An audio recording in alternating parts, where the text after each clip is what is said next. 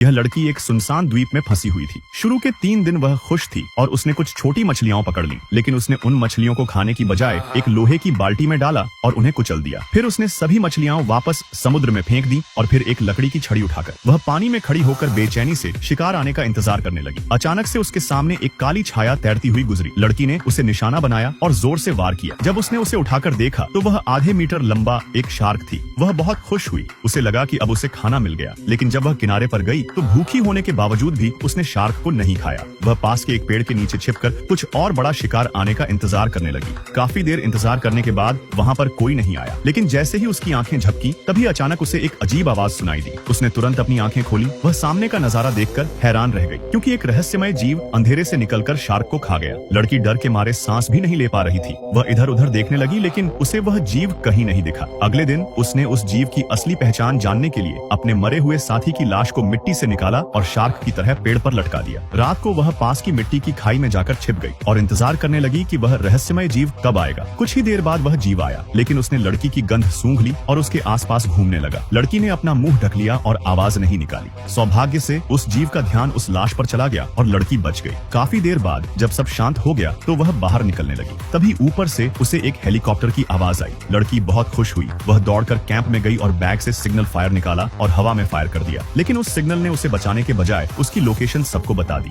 लड़की डर के मारे पास पड़े डंडे को उठाकर भागने लगी, लेकिन वह रहस्यमय जीव उसका पीछा कर रहा था। आखिर में वह पानी के रास्ते से छलांग लगाकर लड़की के सामने आ गया। लड़की ने बचने के लिए उसे जोर से वार किया, लेकिन उस जीव ने लड़की को मारने के बजाय वहाँ से गायब हो गया। लड़की बच तो गई, लेकिन वह जानती थी कि वह जीव वापस से फिर आएगा, इसलिए उसने उस द्वीप को छोड़कर जाने का फैसला किया। अगले दिन उसने जमीन पर फैला सूटकेस देखा। उसने अपने सभी महंगे ब्रांडेड कपड़े बाहर निकाल दिए और सस्ते लाइफ जैकेट को सूटकेस में भरकर अच्छी तरह बांध दिया। फिर उसने सूटकेस को समुद्र में खींचा ताकि उसे एक नाव की तरह इस्तेमाल कर सके और उस द्वीप से निकल सके। लेकिन जैसे ही उसने उसमें चढ़ने की कोशिश की, सूटकेस उसका वजन नहीं सह पाया और पलट गया। उसने फिर कोशिश की, लेकिन अंत में उसका प्लान फेल हो गया और उसे वापस द्वीप पर आना पड़ा।